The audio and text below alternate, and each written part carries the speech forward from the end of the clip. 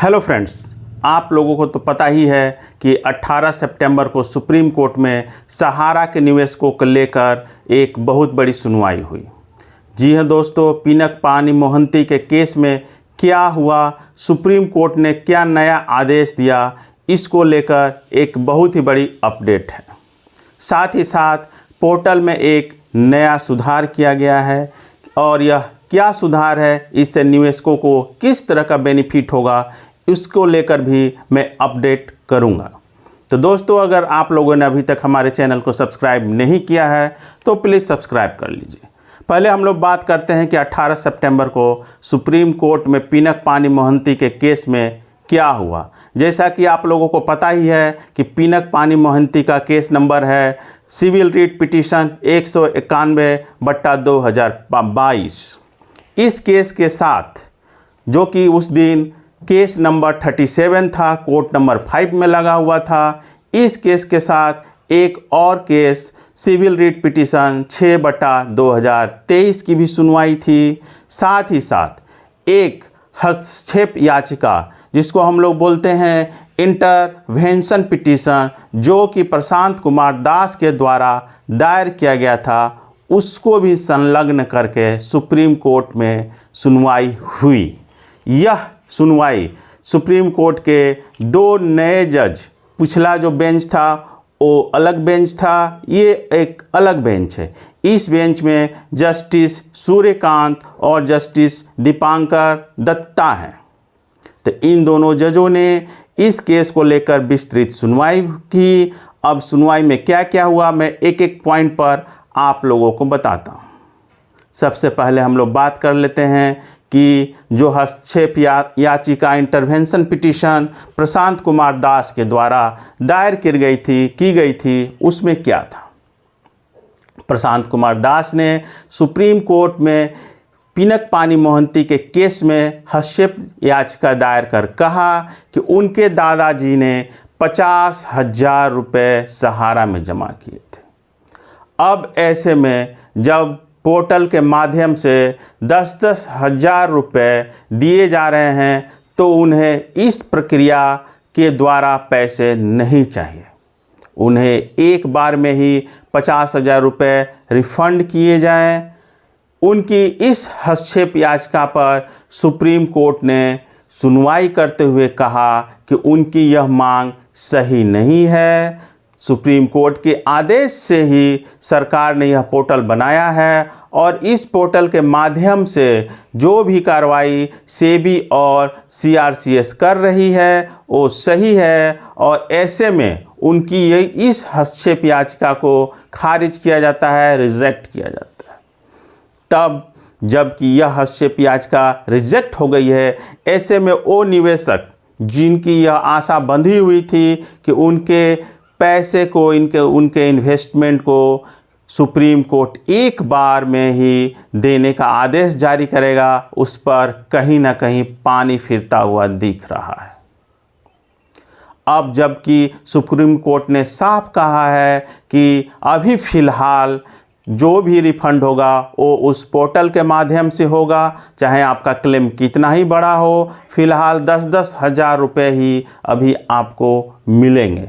तो इस तरह से इस हस्तक्षेप याचिका के खारिज होने से यह साबित हो गया है कि आने वाले दिनों में अभी फ़िलहाल सहारा के निवेशकों को 10,000 से ज़्यादा रिफंड मिलने की, या फिर एक बार में ही उनकी पूरी राशि को रिफंड मिलने की कोई उम्मीद नहीं है। अब हम लोग बात कर लेते हैं इस मूल केस की, जो कि पिनक पानी मोहंती ने किया था, जिसका केस नंबर था 191/2022। इस केस में सुप्रीम कोर्ट ने सुनवाई करते हुए स्टेटस रिपोर्ट की मांग की। इस केस में सुनवाई करते हुए सुप्रीम कोर्ट ने अमिकस क्यूरी गौरव अग्रवाल से यह पूछा कि इस केस में जो रिफंड की स्थिति है उसकी स्टेटस रिपोर्ट क्या है। गौरव अग्रवाल ने सुप्रीम कोर्ट को बताया कि फ़िलहाल पोर्टल के माध्यम से लोगों के रिफंड किया जा रहा है, लेकिन गौरव अग्रवाल ने कोई भी विस्तृत रिपोर्ट नहीं दर्ज की है, ना ही कोई स्टेटस रिपोर्ट सुप्रीम कोर्ट में दाखिल की है। जिससे यह पता चल सके कि पोर्टल पर अभी तक कितने ही लोगों ने अपना रिफ़ंड के लिए क्लेम किया है, कितने लोगों का अभी तक रिफ़ंड किया जा चुका है। इससे संबंधित किसी भी प्रकार की स्टेटस रिपोर्ट सुप्रीम कोर्ट में नहीं दाखिल की गई है।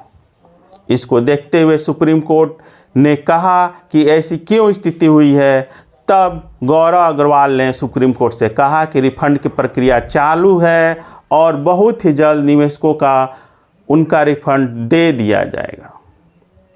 गौरव अग्रवाल ने, जो कि अमिकस क्वेरी है इस केस में, उन्होंने सुप्रीम कोर्ट से 4 हफ्तों की मांग की।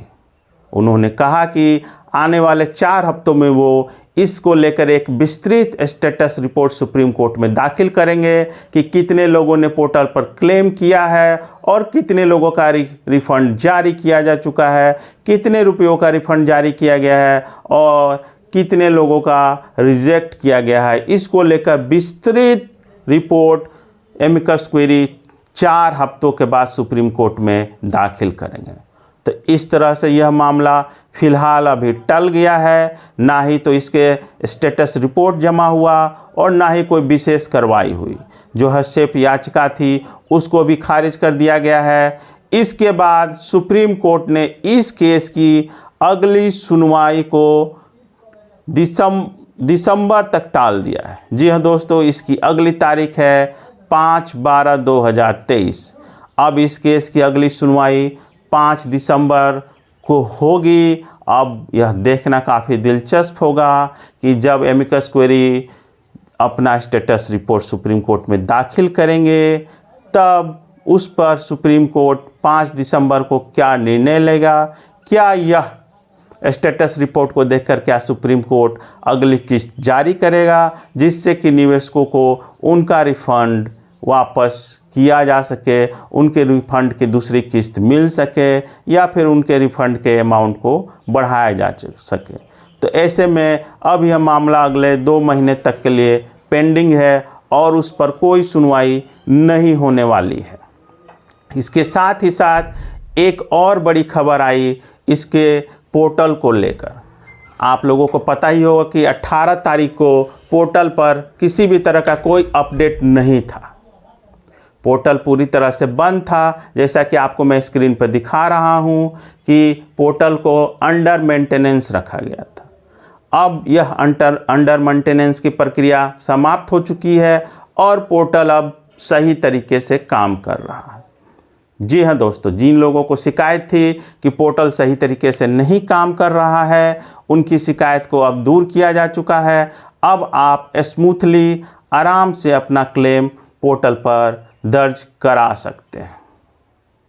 जो पहले बहुत सारी समस्या थी, खासकर बैंक अकाउंट शो नहीं कर रहा था, उसको लेकर भी जो समस्या आ रही थी उसको भी दूर किया जा चुका है।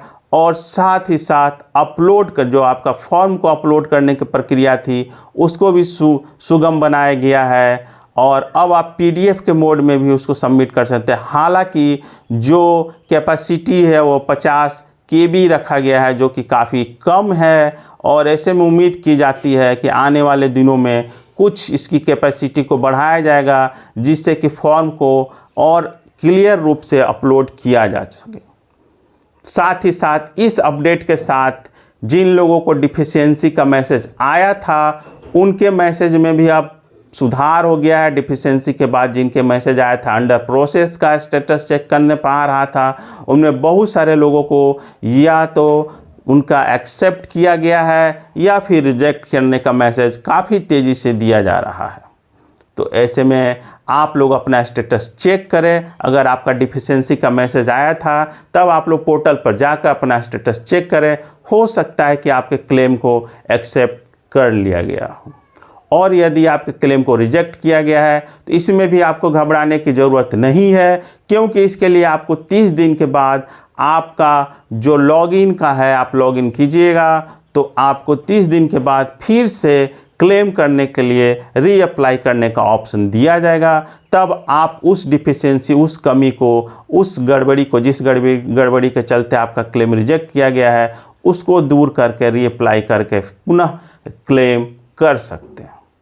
तो दोस्तों, आज का यह वीडियो विस्तृत रूप से था सुप्रीम कोर्ट का क्या जजमेंट आया है इसके अलावा जो पोर्टल में सुधार हुआ है जिससे कि निवेशकों को कुछ हद तक मदद मिलेगी, इसको लेकर मैंने विस्तार रूप से आपको बताया। अगर इससे संबंधित कोई अन्य सवाल हो तो आप कमेंट करके पूछ सकते हैं। मैं कोशिश करूंगा कि अगले एपिसोड में आपके सवालों को शामिल करूं। तब तक के लिए धन्यवाद।